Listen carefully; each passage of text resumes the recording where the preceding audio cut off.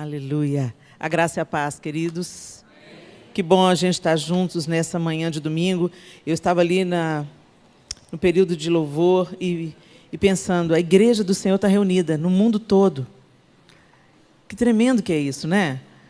Algumas horas, talvez, de diferença de outros países, mas hoje é o dia que a igreja se reúne para adorar o Senhor, para louvar o seu nome, para estarmos em comunhão uns com os outros. É muito conveniente, é muito bom e foi uma ferramenta poderosa nos dias de pandemia a gente poder estar online, né? Mas não tem nada melhor do que isso aqui, a comunhão dos santos, a gente está cara a cara, né? Tete a tete, na convivência, na comunhão de fato. Porque o culto, gente, não é para ser assistido, o culto é para ser prestado. E quando nós estamos do outro lado da tela, a nossa tendência é assistir o culto. A gente aprende, a gente desfruta, mas a gente não presta culto. A gente não cultua. Muitas das pessoas que estão nos assistindo agora estão de pijama. Estão gozando plena saúde, né? Então, eu quero te desafiar, você que está em casa. Se não é um problema de saúde que está te impedindo de estar aqui, ou uma distância geográfica, né? Como a gente tem pessoas que acompanham o culto da comunidade adoradores lá de outras cidades, mas se você está em BH, se você congrega nessa igreja, se você é parte desse corpo, então, não ceda à tentação da acomodação, que você se esforce, porque Jesus deu a vida e Ele é digno da nossa também. Então, que a gente quebre esse ciclo de acomodação que tem cerceado a Igreja do Senhor e que a gente venha para congregar, para participar, não apenas como assistente, mas como aqueles que estão prestando culto e adoração ao Senhor na reunião dos santos, né? Em nome de Jesus, que você se sinta encorajado aí para no domingo que vem estar aqui presencialmente. Amém? Muito bem, eu queria compartilhar uma palavra com vocês que ressignificou a minha direção, mudou a minha vida. E tem tudo a ver com legado. Jesus estava vivendo as suas últimas horas antes de ir à cruz. E ele reuniu os seus discípulos para a Páscoa, para uma última ceia, para um último momento juntos. Eu queria que você abrisse a sua Bíblia comigo em João, capítulo 13. E João relata isso no seu Evangelho, no Evangelho de Jesus Cristo, descrito por ele. No capítulo 13, a partir do verso 1, eu vou usar a nova versão transformadora, a NVT, então, se a minha versão estiver um pouquinho diferente da sua, é a mesma palavra, só fique mais atento para você não se perder. Antes da festa da Páscoa, Jesus sabia que havia chegado sua hora de deixar este mundo e voltar para o Pai. Ele tinha amado seus discípulos durante seu ministério na terra e os amou até o fim. Estava na hora do jantar, e o diabo já havia instigado Judas, filho de Simão Iscariotes, a trair Jesus. Jesus sabia que o Pai lhe dera autoridade sobre todas as coisas e que viera de Deus e voltaria para Deus. Assim, levantou-se da mesa, tirou a capa e enrolou uma toalha na cintura. Depois derramou água numa bacia e começou a lavar os pés de seus discípulos, enxugando-os com a toalha que estava em sua cintura. Quando Jesus chegou a Simão Pedro, este lhe disse: "O Senhor não vai lavar os meus pés." Jesus respondeu: "Você não entende agora o que estou fazendo, mas algum dia entenderá." "Lavar os meus pés? De jeito nenhum," protestou Pedro. Jesus respondeu: "Se eu não os lavar, você não terá comunhão comigo." Simão Pedro exclamou: "Senhor, então lave também minhas mãos e minha cabeça, e não somente os pés." Jesus respondeu: "A pessoa que tomou banho completo só precisa lavar os pés para ficar totalmente limpa. E vocês estão limpos, mas nem todos." Pois Jesus sabia quem o trairia. Foi a isso que se referiu quando disse: "Nem todos vocês estão limpos." Depois de lavar os pés deles, Jesus vestiu a capa novamente, retornou a seu lugar e perguntou: "Vocês entendem o que eu fiz? Vocês me chamam mestre e senhor, e têm razão, porque eu sou. E uma vez que eu, seu Senhor e Mestre, lavei seus pés, vocês devem lavar os pés uns dos outros. Eu lhes dei um exemplo a ser seguido. Façam como eu fiz a vocês. Eu lhes digo a verdade, o escravo não é maior do que o seu senhor, nem o mensageiro é mais importante que aquele que o envia.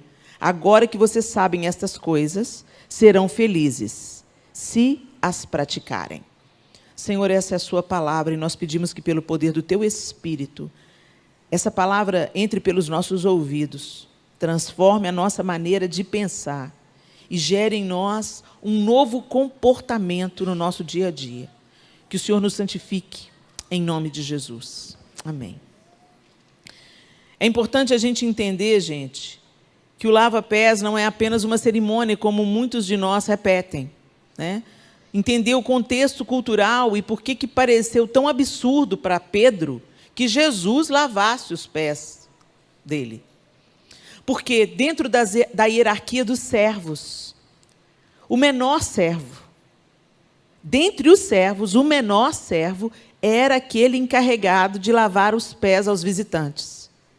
Era um hábito local, porque as estradas eram pedregosas, né, não tinha asfalto. Em algumas ruas havia calçamento, sim, porque o Império Romano fez isso, mas a maioria das estradas eram estradas de terra. Então, as pessoas caminhavam longas distâncias a pé e usando sandálias. Não tinha tênis, sapato fechado, como a gente tem hoje. Os calçados eram sandálias, muitas pessoas andavam até descalço. E dentro da hierarquia dos escravos, dos servos das casas, aquele que era encarregado de lavar os pés aos visitantes para trazer a eles refrigério. Vale a gente lembrar que a mesa, naquela época, era uma mesa mais baixa. As pessoas se assentavam no chão. Não tinha cadeira, como a gente tem hoje, nem nos quadros da ceia do Senhor, né? Todo mundo está em cadeiras, numa mesa imponente. Provavelmente, eles estavam assentados sobre tapetes colocados ao redor de uma mesa baixa. Quando a gente vê em outra passagem, Jesus comendo na casa de Levi, e uma mulher chega por trás, lavando os seus pés, ele estava sentado numa mesa baixa, né? E ela lavou os seus pés com suas lágrimas e enxugou com seus cabelos. Esse lavar os pés tem tudo a ver com uma conduta de boas-vindas, né? Um bom anfitrião é aquele que providenciava água para os pés, não apenas por questões de higiene, mas também para trazer refrigério, para haver refrigério para os seus convidados. Por isso que Jesus fala assim, olha, na casa de Simão, ele tá repreendendo porque a mulher está lavando os pés. Ele falou assim, olha, eu entrei aqui e você não lavou os meus pés, você não me beijou, você não lavou os meus pés. Era esperado isso de um bom anfitrião, mas ela está fazendo isso. Então não impeça, deixa que ela faça isso, porque isso será lembrado. E na ceia, ele assume o lugar daquele que lava os pés, ou seja, ele assume o lugar do menor na hierarquia dos escravos. Seria semelhante hoje a gente, aquele que lava o banheiro, depois do culto. Então, você sabe do que eu estou falando. Por isso que para Pedro era tão absurdo o mestre, o Senhor da vida, o Messias, que na cabeça de um judeu ia reinar, ia tirar o poder de Roma, e ia colocar Israel em evidência novamente entre as nações. Na cabeça de um judeu, era isso que o Messias vinha fazer. E Pedro já sabia, já havia proclamado, você é o Cristo, Filho do Deus vivo. Ele sabia quem Jesus era. Então parecia tão absurdo. E Jesus olha para Pedro e fala assim, você não está entendendo o que eu estou fazendo agora, mas você vai entender mais tarde. Quando você tiver a plena revelação do que eu vim fazer, de fato, muito mais do que apenas localizar a nação de Israel no momento histórico e a exaltar novamente, como nos dias de Salomão, eu vim fazer muito mais. O meu reino não tem fim. Mas Pedro ainda não tinha essa revelação plena. Ele tinha suposições, ele já tinha ouvido muita coisa, mas a ficha ainda não tinha caído. As coisas ainda não tinham se encaixado completamente. Então, Jesus disse, você não está entendendo o que eu estou fazendo agora, mas você vai entender o legado que eu estou deixando para vocês.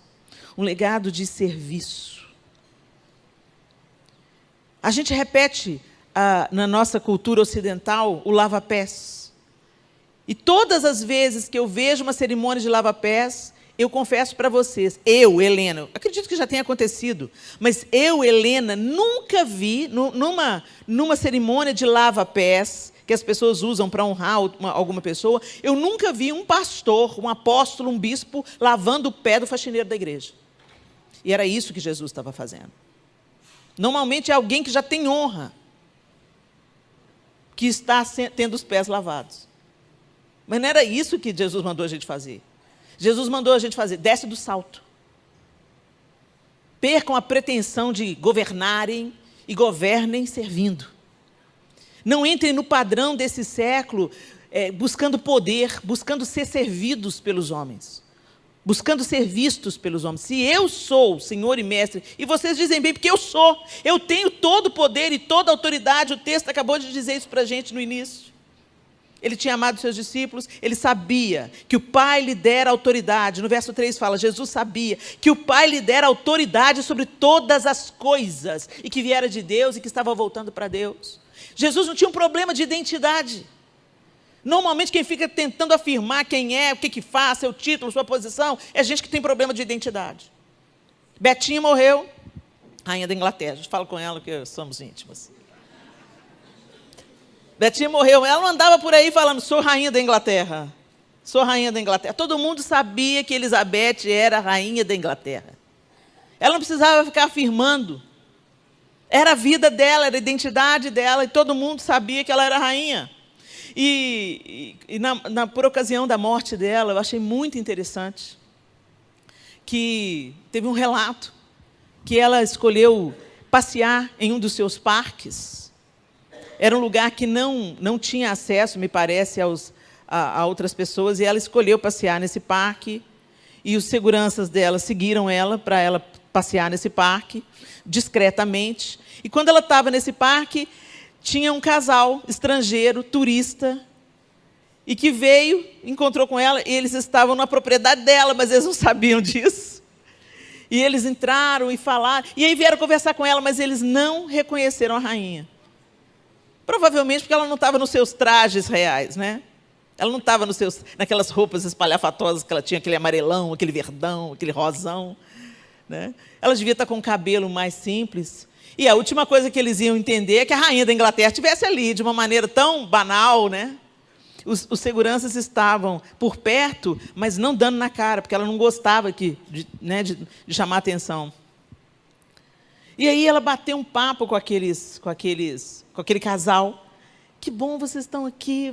Nós somos visitantes, a gente veio visitar e tudo. E vocês foram, nós fomos no Palácio de Buckingham conhecer. Você já viu a rainha de perto? E ela falou assim, sim. Já disseram que você parece muito com ela? Ela falou assim, já me disseram isso muitas vezes. E os seguranças, segurando o riso, porque ela não tinha que provar nada para eles. Não ia tornar ela mais rainha ou menos rainha. Ela falava, eu sou rainha, eu que sou. Ela não precisava disso. Em outra ocasião, alguém, numa brincadeira, mandou para ela um convite de casamento. E ela levou a sério. E apareceu no casamento.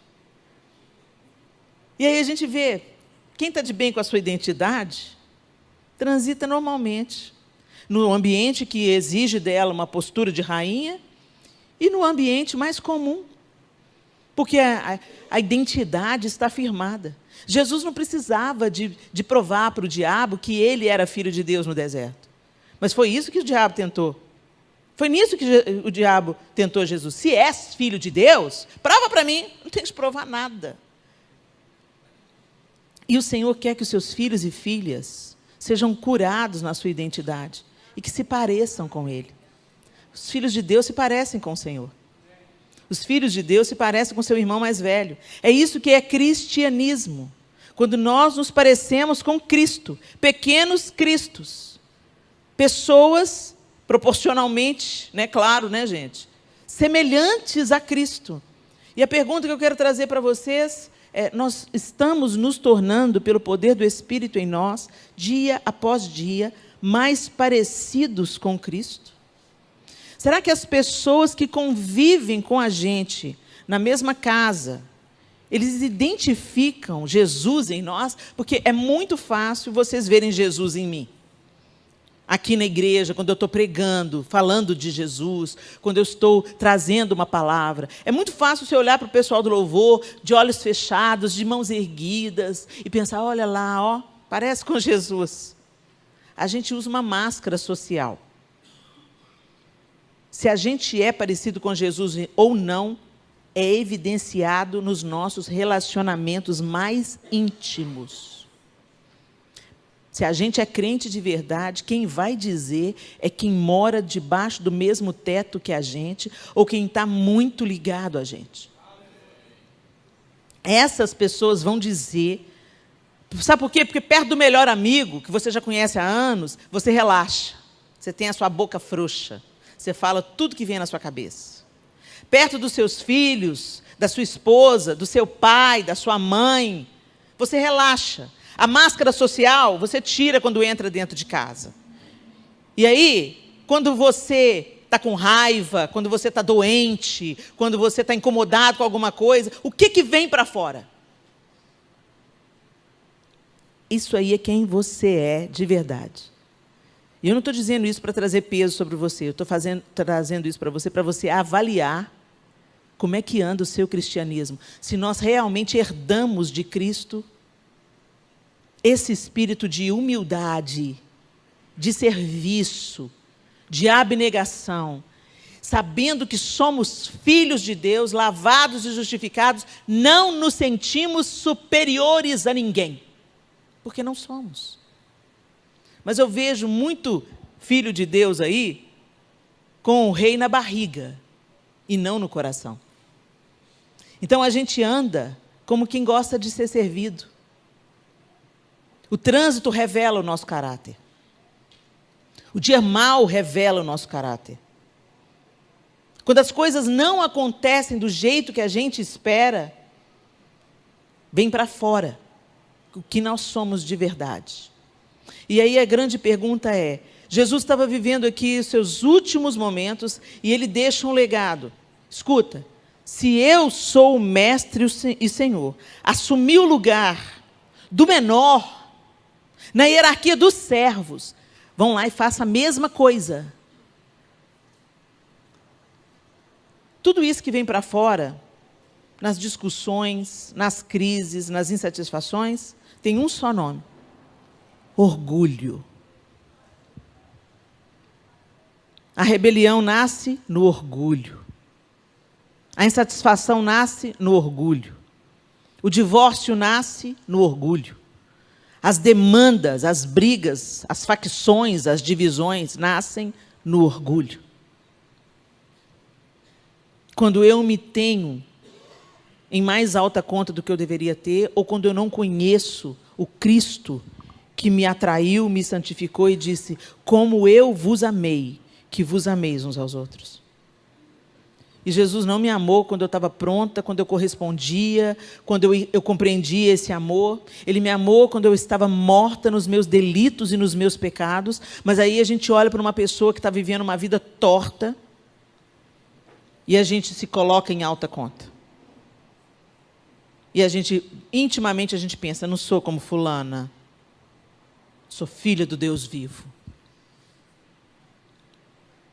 Se a gente é filho do Deus vivo mesmo, gente, a gente suja as nossas botas, arregaça as nossas mangas e enfrenta o inferno para tirar a gente de lá de dentro. Mas não é isso que a gente está fazendo. A gente está vivendo um tempo em que muitas narrativas falsas estão sendo tecidas. Somos taxados de homofóbicos, intolerantes, um povo que odeia. Não é assim que somos vistos hoje em dia? E isso tende a aumentar. Mas contra fatos não há argumentos. O amor é prática. O amor não é um discurso. É muito fácil a gente falar, não, a gente ama o pecador, a gente não ama o pecado, mas a gente ama o pecador. Tá, e como é que isso está aparecendo para a sociedade? E a gente faz pela sociedade? Não, a gente faz para a glória de Deus. Porque Jesus mesmo disse, no final das bem-aventuranças, ele fala que a luz da gente ia brilhar, a fim de que os homens, vendo as obras de Deus em nós, glorificassem a Deus que está nos céus. Então ele falou, é uma evidência, nós não somos salvos pelas boas obras, mas somos salvos para as boas obras. As boas obras, elas são uma evidência do Cristo que habita em nós. Como foi dito aqui hoje, pela ministra de louvor, que a igreja está sendo adornada pelos atos de justiça dos santos. E onde que estão esses atos de justiça, gente? Como é que as nossas igrejas são conhecidas? Como que as nossas comunidades de fé no Brasil são conhecidas? Será que elas são conhecidas como aquela comunidade que resgata os que estão à margem da sociedade? Aqueles que têm um trabalho com as prostitutas? Não, aquela comunidade ali cuida dos drogados. Aquela ali tem um trabalho com os moradores em situação de rua. Aquela comunidade específica, ela é conhecida por cuidar das viúvas e dos órfãos. Aquela ali é engajada na educação. Aquela ali, ela oferece trabalho voluntário, odontológico e médico. Elas têm psicólogos, médicos e dentistas que servem a sociedade, servem não apenas a igreja, mas aquele bairro onde eles estão inseridos. O desejo de Cristo é que nós sirvamos. E eu quero lembrar a vocês que Jesus não lavou o pé de 11, ele lavou o pé dos 12. E o texto está dizendo para a gente que ele já sabia que Judas iria traí-lo. Ele já sabia que Judas estava compactuado com Satanás. E ele abaixou, cingido de uma toalha, e lavou os pés daquele que iria traí-lo e denunciá-lo.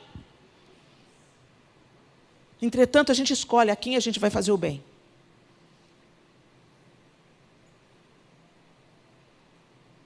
Jesus curava a todos.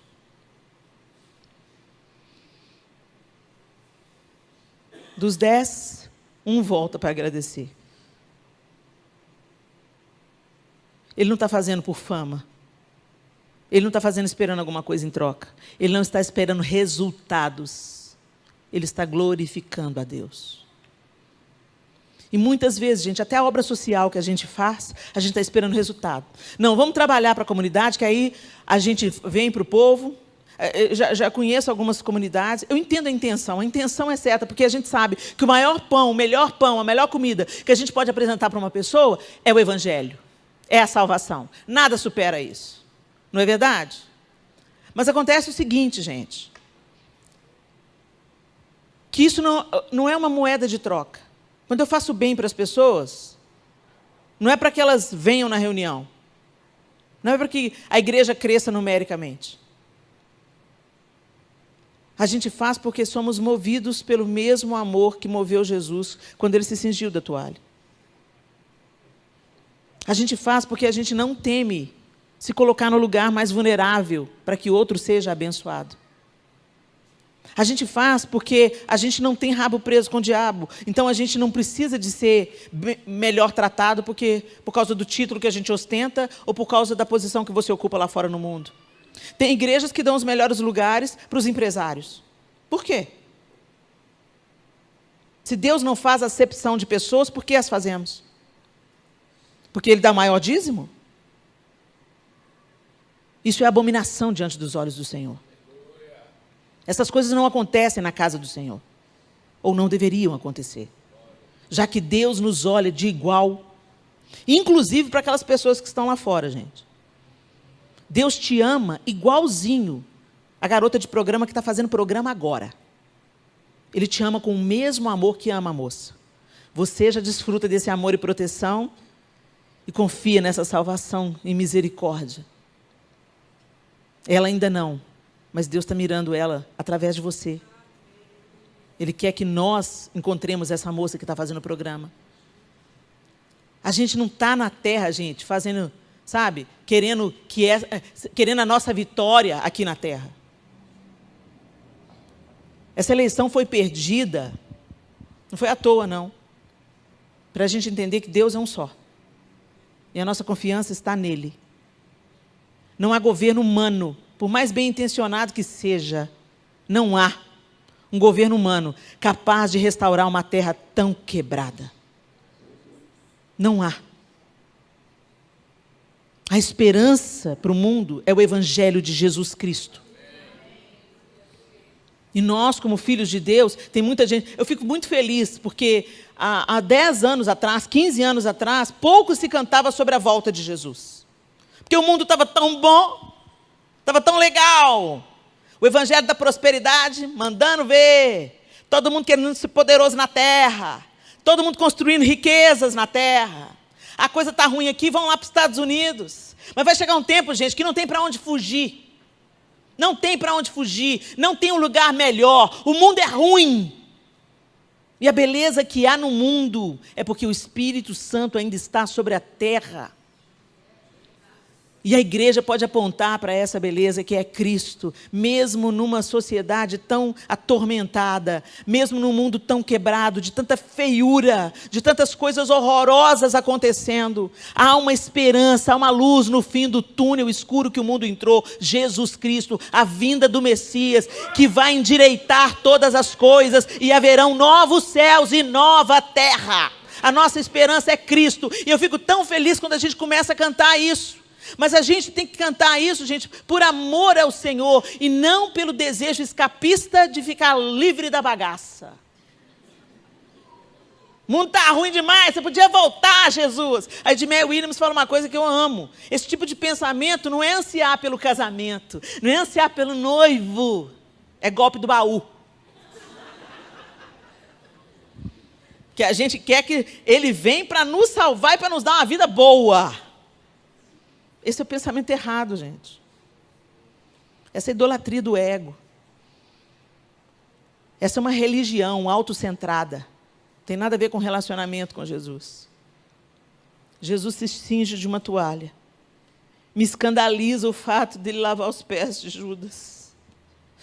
Me constrange. Me constrange. Quando Judas vem traí-lo, poucas horas depois, ele fala: que vens, amigo. Até a última hora ele tratou Judas como amigo. Ele não estava sendo falso nem irônico. Ele estava dizendo claramente: quem você é, Judas, não muda quem eu sou. O fato de você ter se desviado não muda o meu amor. E nós somos filhos de Deus, então a gente deveria pelo menos estar se aproximando desse modelo. Eu sei que nós não chegaremos lá nesse corpo mortal. A palavra diz que hoje nós o vemos como por um espelho, mas vai chegar aquele dia que nós o veremos como Ele é, e então seremos como Ele é. Sabe, gente, bendito dia que a gente vai ficar livre dessa carne, livre do nosso pecado reincidente, livre das tentações que sondam o nosso coração, livres da vaidade, livres do orgulho, livres da soberba, livres dos mimimis que nos cercam todos os dias. Seremos como Ele é. Você já pensou a plenitude? Conheceremos como Ele é plenamente e seremos conhecidos. Esse deveria ser o nosso anseio e não o desejo escapista. Nós estamos trabalhados na vingança. Muitos de nós leem as notícias e pensam assim: mata! Oh Deus, manda um raio! Estou confessando para vocês o meu pecado. Muitas vezes eu já pensei assim. Eu tenho pedido: Deus, muda o meu coração, muda o meu coração, muda o meu coração, Senhor. Que o que está torto no mundo me leve a interceder, não a amaldiçoar. Tem crente que está trabalhado na vingança, no espírito da vingança. O seu está guardado, você vai ver. Você vai ver quando Deus se manifestar.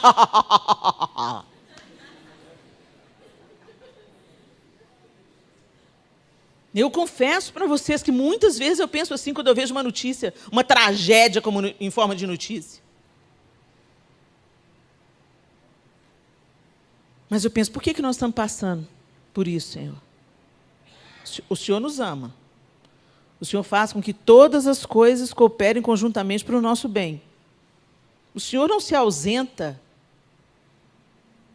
quando há injustiça, quando há fraude, quando há mentira, quando há ideologias demoníacas. O Senhor não perdeu poder, muito menos o Senhor está duelando com Satanás. O Senhor é criador, Satanás é criatura. Então, por que o Senhor está permitindo? Qual é o seu propósito? Nós, como igreja brasileira, precisamos nos arrepender dos nossos pecados, da nossa idolatria, do nosso ódio disfarçado de justiça e do nosso amor sem prática. Nós somos muito bons em falar de amor, em cantar de amor, mas de não praticar o amor. Ou praticar um amor só bairrista, entre a irmandade. Entre os meus amigos, entre a minha família, eu sou bom, mas que o mundo se dane lá fora. E essa não é a mente de Cristo, esse não é o propósito do Senhor.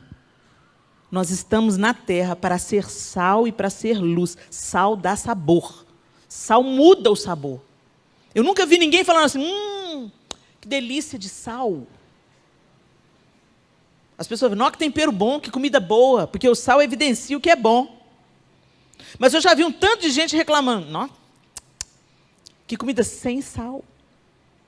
Ou quando erra a mão, né? Nossa, que comida salgada. Mas quando está no ponto, quando está cumprindo a sua função,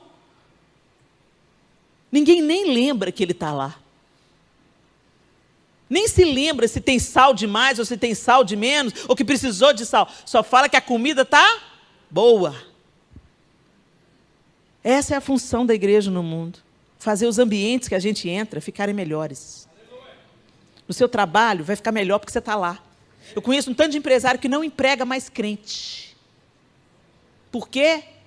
Porque os caras são procrastinadores, não fazem o seu serviço, pede o colega para bater o ponto, chega atrasado, não dá o seu melhor, são preguiçosos, acomodados, fomentam a fofoca no ambiente de trabalho, ou ficam ouvindo no YouTube as mensagens da Helena Tanuri. O horário de trabalho é horário de trabalho. É o horário que o seu patrão está te pagando para você trabalhar.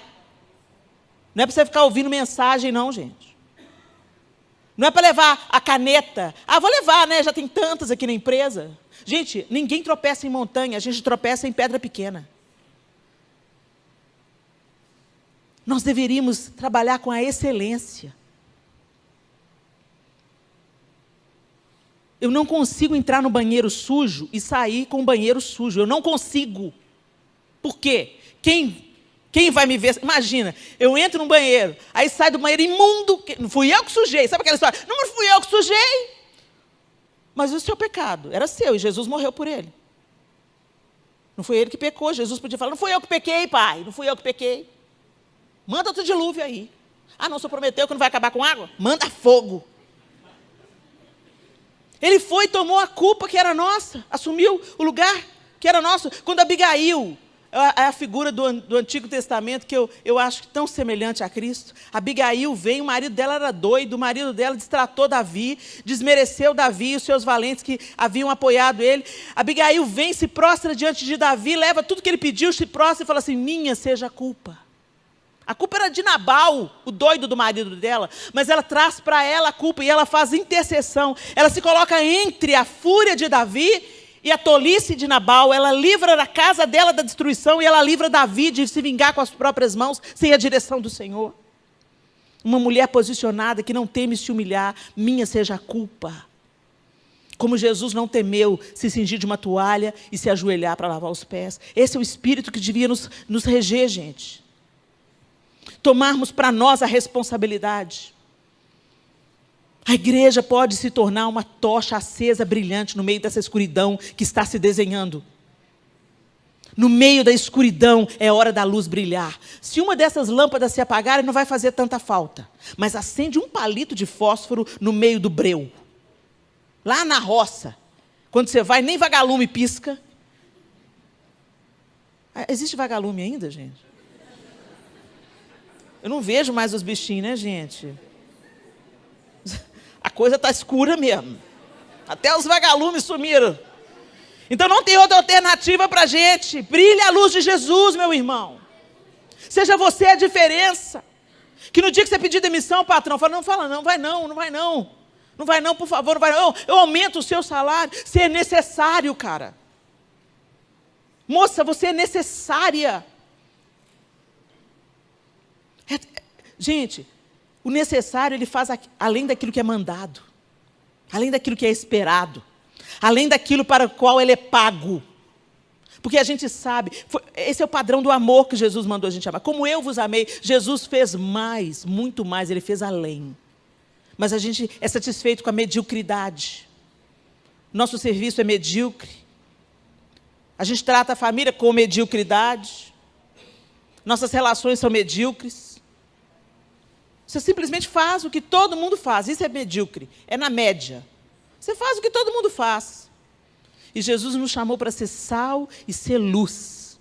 Não tem como esconder uma lâmpada acesa. Não tem como sentir a diferença do sabor quando o sal está na medida certa. Às vezes ele não é percebido, mas ele muda o ambiente, ele muda o sabor.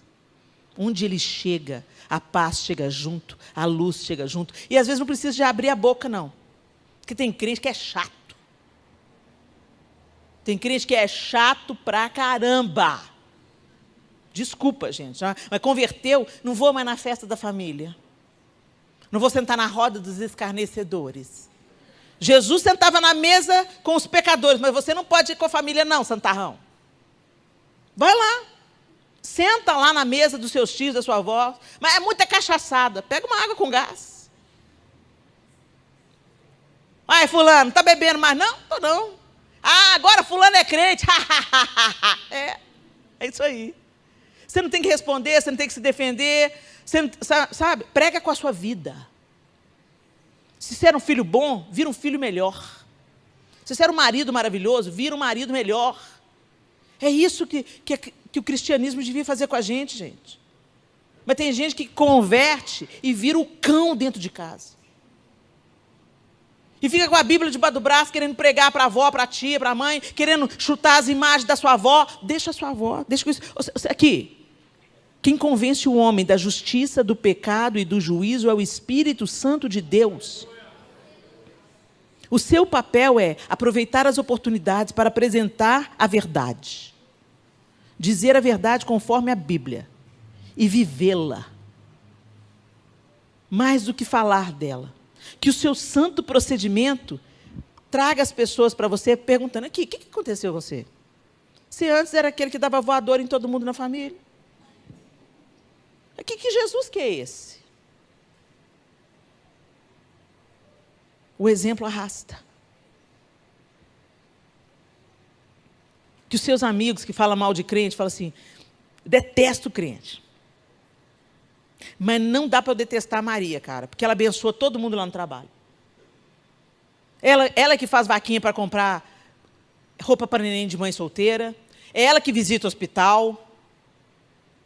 É ela que vai lá para ser a consolação para quem está sofrendo.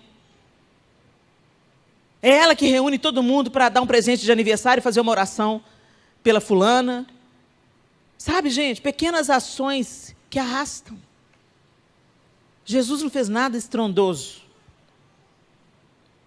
Ele se cingiu de uma toalha. E serviu com aquilo que era mais necessário naquele momento. Servir não é dar para as pessoas o que elas querem. Servir é dar às pessoas o que elas precisam. Às vezes elas só precisam ser ouvidas. Está com uma carinha triste hoje. Você está bem? Ah, mais ou menos. É que eu não sei o que você está passando. Mas eu posso orar por você? Você me permite orar por você? Coisas pequenas. Quantas vezes? Teve uma vez que eu estava no aeroporto e o Senhor falou assim, me mostrou uma moça. Meus olhos sempre se voltavam para uma moça. Uma mulher de meia idade, uns 45, 50 anos. Toda hora meu olho parava nela. E ela não tinha assim, nada que se destacava, não, para eu estar olhando tanto para ela. E o Espírito Santo falou assim, vai lá cantar para ela, tal música. Olha lá, gente, minha cabeça está viajando. Como a gente pensa, né, que as coisas que expõem a gente à vergonha, né, é coisa da nossa cabeça e não o Espírito Santo, né? Não. Isso é coisa da minha cabeça. Vai lá e canta para ela tal música. Eu olhei para a moça, no celular, na vida dela. Olha lá, gente. Vou não. Mas o Espírito Santo insistindo, vai lá e canta tal música para ela. Tá bom, Espírito Santo, se isso não é coisa da minha cabeça, se isso é o Senhor que está mandando, quem está do lado dela vai levantar. Imediatamente. Tá bom. Eu fui de bico. Tá. Sentei do lado dela. E a vergonha, gente. Que quem olha para mim pensa assim, tudo extrovertido. Não. Todo extrovertido é um tímido disfarçando a sua timidez. E aí como é que eu vou abordar, né? Eu olhei para ela. Aí ela parou de mexer no celular e olhou para mim. Tudo bem? Eu detesto puxar papo com quem eu não conheço, gente. Tudo bem? Ela, tudo bem. Só pode parecer meio estranho, mas Deus está mandando eu cantar uma música para você. Ela olhou e pensou assim, a louca. Deve ser crente, a louca. Olhou para mim assim, meio descrente. Tá. Aí quando ela me olhou com aquele olhar assim descrente, eu pensei, nossa, gente, outro Espírito Santo, você me coloca em cada uma. Tá bom. Posso cantar? Pode. No meio do aeroporto, gente. Aí eu assim, cheguei mais pertinho dela, né, para não dar pala. Não tenha sobre ti um só cuidado, qualquer que seja, pois somente seria muito para ti. É meu, somente meu, todo o trabalho. E o teu trabalho é descansar em mim. Aí ela foi olhando para mim. Desatou a chorar. E o Espírito Santo canta toda. Cantei a música toda. E ela se debulhando em lágrimas. Você não entende. Você não conhece. Você nem precisa saber. Você só precisa obedecer. Aí passei a mão assim no braço dela. Foi Deus que mandou eu cantar para você.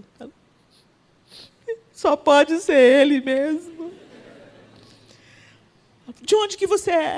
A gente estava indo para Belo Horizonte. Estou indo para Belo Horizonte. Ela, eu também. Você mora lá? Moro lá. Pois é. De onde que você é lá? Sou da Igreja Batista da Lagoinha. Vai lá fazer uma visita para a gente. Eu vou. O resto é com o Espírito Santo. O que Ele fez com a sua música? Não sei. Talvez eu nunca saiba. Mas o fato é, nós estamos na terra para um propósito. E que não é um propósito sobre nós. É para a glória de Deus. É para glorificar a Deus.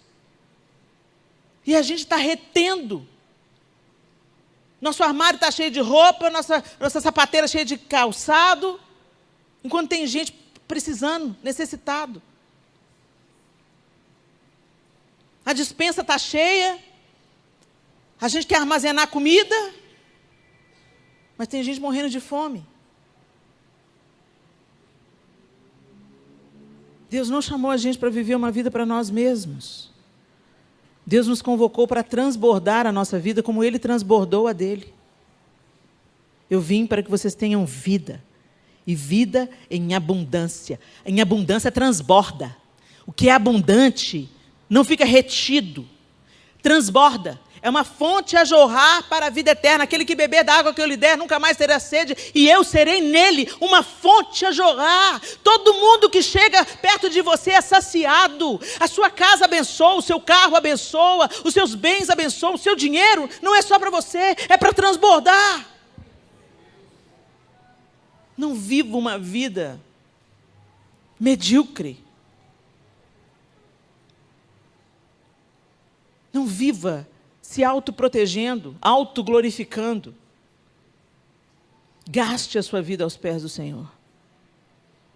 Reparta aquilo que Ele te deu, seus dons, seu tempo, suas habilidades, seu dinheiro.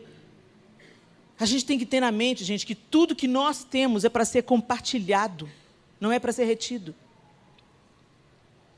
E para isso a gente tem que descer. Porque o orgulhoso não... O orgulhoso, ele se garante. Então ele retém. Ele não confia. Outra coisa que eu aprendi com o Edmé Williams, a mão aberta para dar é apta para receber.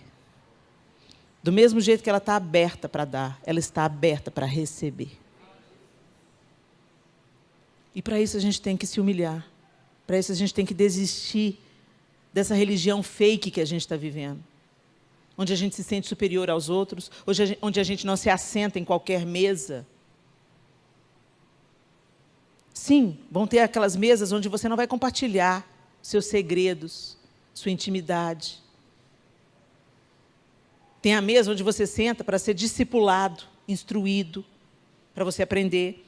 Mas tem as mesas que você senta para dar, para se gastar, para ouvir, para aliviar a carga de outros. Hoje a gente se fala muito em network. E a gente está trazendo isso para a mesa da comunhão. A mesa da comunhão é a mesa da comunhão, não é a mesa do network. No network tem um interesse em comum. E você quer, não tem nada de errado nisso. Vai fazer network para os seus negócios prosperarem, ok, tem nada, mas não chama a mesa de network de mesa de comunhão.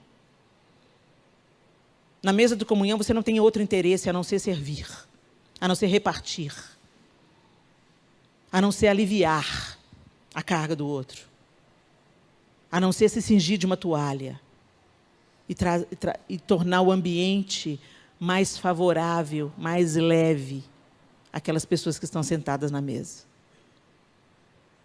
E é isso que Jesus nos ensina.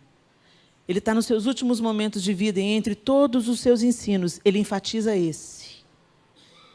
Sirvam. Porque o serviço é uma manifestação de amor, é amor na prática. Porque eu amo, eu faço alguma coisa. Porque eu amo, eu tenho uma atitude. Eu não sou só goela, eu não sou só canção. Eu sou atitude. O meu amor é prático. Como é que o meu amor é expresso para o João? Quando eu cuido dele. Quando eu providencio que a roupa dele esteja limpa, esteja lavada, esteja pronta para ele usar. Quando eu preparo a comida que ele vai comer. Quando eu tenho intimidade com ele. Eu estou amando de uma forma prática. Eu sou fiel a ele. Isso é prática. Quem ama faz alguma coisa. O amor é o que o amor faz. Jesus fez alguma coisa, ele se cinge de uma toalha, ele demonstra o grande amor com que amou os seus discípulos, e ele serve os seus discípulos, dando a ele um exemplo e deixando um legado. O legado de vocês é amor e serviço, amor prático, amor servindo. Amem servindo, amem providenciando o que as pessoas precisam. Naquele momento eles precisavam de refrigério para os pés. Tem gente que precisa ser ouvido, acolhido. Tem gente que precisa de um emprego. Tem gente que precisa de um calçado. E Jesus nunca deu o resto. Nunca deu o que não servia para ele. Ele deu o melhor. Ele deu a própria vida, o próprio sangue. E se nós somos seguidores de Cristo, esse é o nosso legado. Feche os seus olhos.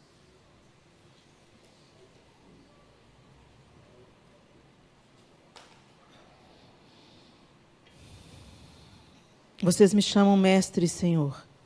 E tem razão, porque eu sou. E uma vez que eu, seu Senhor e mestre, lavei seus pés, vocês devem lavar os pés uns dos outros. Eu lhes dei um exemplo a ser seguido.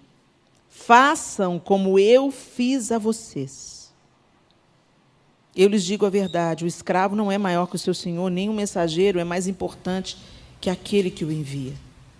Agora que vocês sabem essas coisas, serão felizes se as praticarem. Que nessa manhã a gente se cinja da nossa toalha e a gente observe ao nosso redor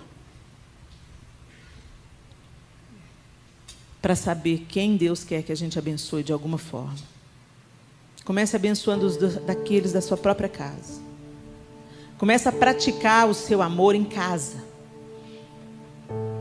Comece a praticar o amor com aquele que te é comum e desafiador. Filhos, amem seus pais na prática. Amem seus pais na prática. Alivie a carga deles. Mantenha o seu quarto arrumado. Ajuda a lavar uma louça. A olhar um irmão menor. Pais, amem na prática. Vocês são tão gentis para os de fora, mas tão rudes com seus próprios filhos.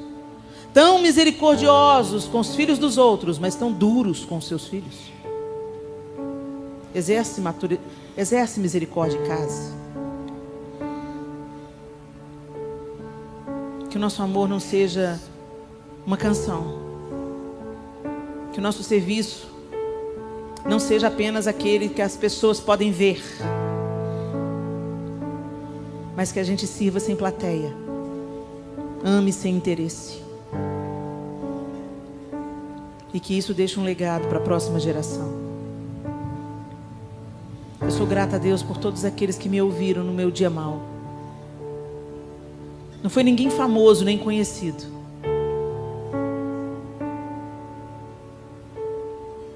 Que me emprestou o ombro. Não foi ninguém famoso nem conhecido que proveu a provisão no dia que o seguro me faltou. Não foi ninguém famoso nem conhecido que me acolheu nas minhas dores, que me tolerou nos meus dias difíceis. O Senhor não está em busca da nossa fama e notoriedade. Esse século busca fama e notoriedade. Tudo por 5 minutos de fama.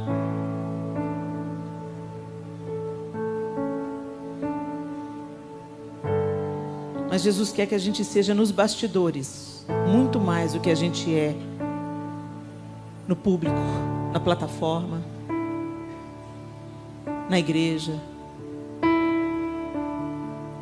É no privado que Ele quer que a luz brilhe. E se ela brilha no privado, se ela é uma realidade no seu quarto, é impossível esconder uma candeia acesa. Os homens verão, você não vai precisar de contar, não vai precisar de postar no Instagram, nem no Facebook. O que Deus quer evidenciar, Ele evidencia. Talvez ninguém saiba na sua vida inteira o que vai ser revelado no dia do seu velório. Quando Ayrton Senna morreu, todo mundo conhecia o herói Ayrton Senna, o homem bem-sucedido, piloto de Fórmula 1. Mas quando ele morreu, o que veio à tona foi o homem que cuidava de crianças, que sustentava obras sociais, que era leal, era presente na vida dos amigos e que marcava nos bastidores por sempre carregar uma Bíblia. É isso que veio à tona. Os troféus nós já conhecíamos, a fama nós já conhecíamos, os prêmios, a notoriedade de Ayrton Senna. Mas o que veio à tona depois que ele morreu foi o homem extraordinário, bondoso, misericordioso, que amava secretamente, com atos de justiça. Que assim seja a nossa vida, não para ser vistos, mas para sermos aprovados pelo nosso Mestre. Que Ele ame através de você, que Ele ouça através de você, que Ele acolha através de você, que Ele impeça suicídios através de você, que Ele restaure casamentos através de você. É tudo que Ele faz. E a nossa grande honra é sermos esses vasos de barro imperfeitos, mas que Ele quer transbordar. Ó Senhor, nós te bendizemos nessa manhã santa. Que legado tremendo que recebemos do Senhor, mas que muitas vezes desprezamos. Desprezamos o legado que recebemos e flertamos com o legado que Satanás oferece. Ostentação, orgulho, visibilidade, conquistas terrenas. Oh Deus, nos perdoa, Senhor, porque os títulos nos impressionam, as propriedades nos impressionam, os números nas redes sociais nos impressionam, e isso não vale nada diante do Senhor.